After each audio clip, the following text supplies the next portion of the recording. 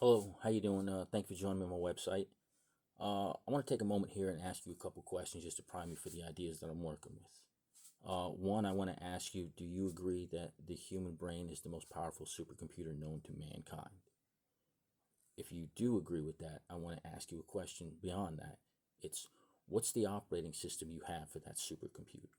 What's your Windows or your Linux that you use to interface your mind and emotions on a day-to-day basis?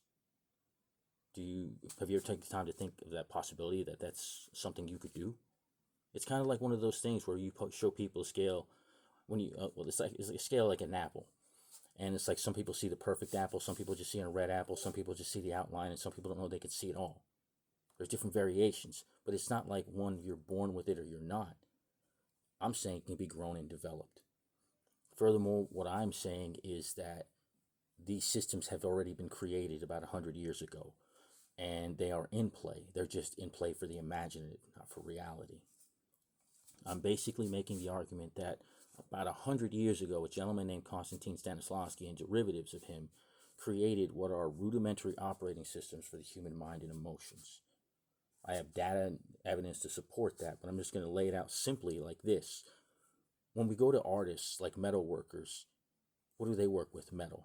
When we go to glass workers, what do they work with? Glass. Composers work with music. Painters work with canvas and paint. What does the actor work with? The mind and emotions. The human mind and emotions are what we work with. We're at the point now where we're teaching actors how to use real emotions in imaginary circumstances.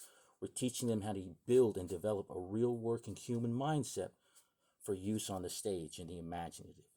But the rub is, we don't have a mind and emotions for the stage and a second set for real life. Ipso facto, we're learning how to manipulate, develop, and grow the human mind and emotions on a real level.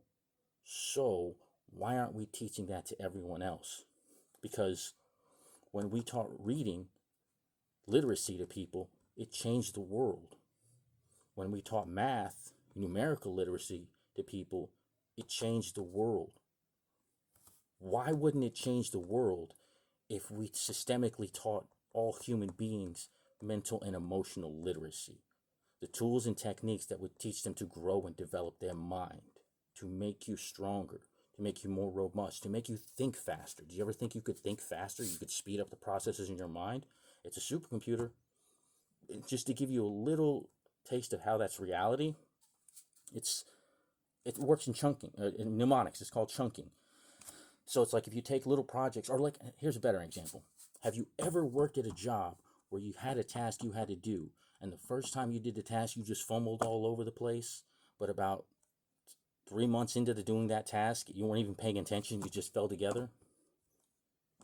That's a human thing. We all have that.